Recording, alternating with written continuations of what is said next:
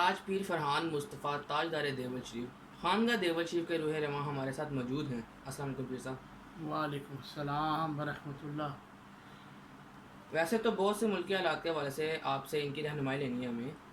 قبلہ تاجدار دیول شریف حضور شیخ المشائخ کا جو دور تھا، ایوب خان کے دور سے لے کر 1995 تک حضور ملک کی سیاسی اور مذہبی حوالے سے اخباروں اور میڈیا کی زینت ہوتے تھے اور حکمرانوں کی رہنمائی آپ فرماتے تھے۔ گزشتہ 26 سالوں کی یہ جو خانگاہ کی طرف سے خاموشی ہے، بالخصوص کل اور آج کے ملکی حالات کے اوپر آپ کی کیا رائے ہے؟ نحمدہ ونصلی علی رسول الکریم، اما بعد فاعوذ باللہ من الشیطان الرجیم، بسم اللہ الرحمن الرحیم۔ الصلاۃ والسلام علیک یا رسول اللہ وسلم علیک یا حبیب اللہ۔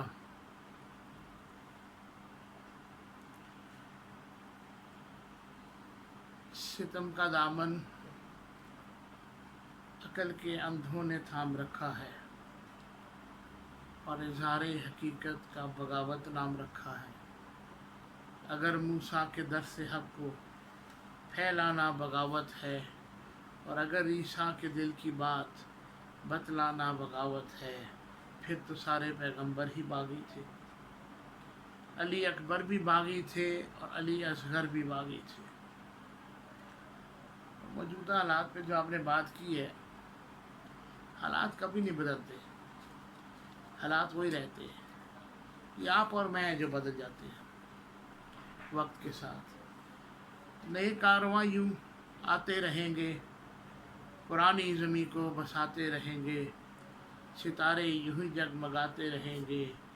یہ معنی بہت ہنسی ہے یہ دنیا، محبت کی خلد بری ہے یہ دنیا، مگر ایک روز یہاں سے یوں چلے جائیں گے ہم، نہ بھولے سے بھی پھر کبھی آئیں گے ہم۔ تاجداری دیول شریف کا ایک بڑا خوبصورت دور تھا۔ نہ اس طرح کے سیاستدان تھے، نہ اس طرح کے علماء کرام تھے۔ اور آپ نے مجھے پیر کہا، میں تو ایک فقیر زادہ ہوں۔ پیر تو بڑے عالم ہوتے ہیں اور بڑا کچھ انہوں نے پڑھا ہوتا ہے۔ بالخصوص 26 سال کی خاموشی تو ایک بڑا طویل موضوع ہے، اور آپ نے تو 55 سے لے کے 95 تک کا ذکر کر دیا۔ وہ ایک خوبصورت دور تھا، ملک سے بھی لوگوں کو محبت تھی اور اس زمین سے بھی محبت تھی، اور پاکستان کا مطلب کیا، لا الہ الا اللہ محمد رسول اللہ، اس کے اوپر کام ہو رہا تھا۔ تو موجودہ حالات میں بالخصوص کل جو کام ہوا ہے اس کی ہم شدید مذمت کرتے ہیں اور بھرپور مذمت کرتے ہیں۔ اگر کوئی بچہ ایک فقیر کی اولاد ہے، ایک حق سچ کا مشن لے کے چلا ہے اور اسی تحت اس پہ جماعت کو لے کے چل رہا ہے، اور ایک جائز ڈیمانڈ جو کہ پاکستان کی معرض میں وجود میں آنے کی وجہ تھی، وہ تھی لا الہ الا اللہ محمد رسول اللہ۔ تو اس کو سمجھنا ضروری ہے کہ میرے نبی نے جب لا الہ الا اللہ محمد رسول اللہ پڑھنے کو کہا تو سب سے پہلے لا کا ذکر کیا۔ لا میں وہ سارے ناخدا ہیں جس کے لوگ پیروکار تھے۔ لا کے اندر شیطان بھی ہے، لا کے اندر وہ سب تم حکمرانوں کو جو چیزیں لگتی ہیں یا ہم لوگوں کو جو چیزیں لگتی ہیں کہ جو ہمارے مددگار ہوگی، تو اگر لا کو سمجھیں گے تو الا اللہ کو سمجھیں گے، اور الا اللہ کو سمجھیں گے تو محمد رسول اللہ صلی اللہ علیہ وسلم کو سمجھیں گے۔ تو لا کو نہ سمجھے بغیر الا اللہ والے جو ہیں وہ پھر اپنے ناخداؤں سے ڈرتے ہیں کہ فرانس پتہ نہیں کیا کر دے گا، یا امریکہ پتہ نہیں کیا کر دے گا، یا یورپ پتہ نہیں کیا کر دے گا۔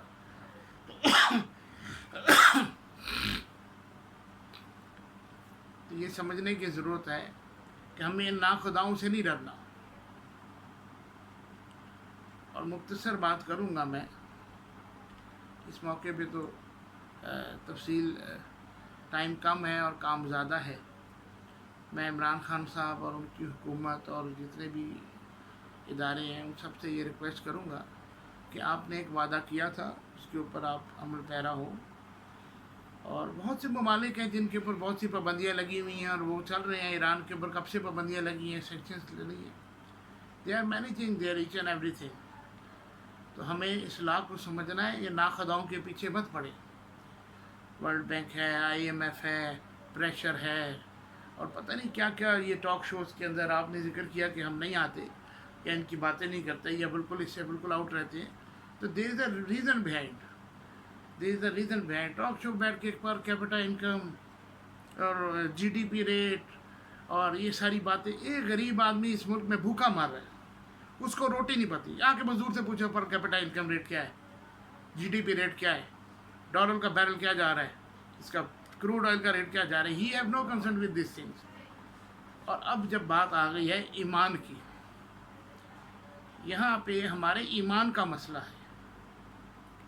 تو میں پڑھتا ہوتا ہوں, کب تک میں برداشت کروں, خود کو کیوں برباد کروں. یہ کورک دھندا کیسا ہے, گردن کا پھندا کیسا ہے, تعریف کرو تعظیم کرو, شاہ رگ پہ خنجر مار لوں. ہم تمہاری تعریفیں کرتے ہیں, تم لوگوں کو ووٹ دیتے ہیں, تم لوگ آتے ہو, ہم تمہاری عزت کرتے ہیں. یہ خان صاحب ہیں, یہ منسٹر صاحب ہیں, یہ سارے ہیں. کس کے لیے؟ جب ناموس رسالت کی بات آئے تو ہم اپنی شاہ رگ پہ خنجر مار لیں. کیا انسان کی حقیقت ہے, نصیحت کی فصیحت ہے.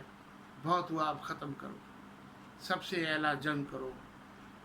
میں بلکہ پورا ملک بہت دکھوں کا مارا ہے, اتنا ہمیں نہ تنگ کرو.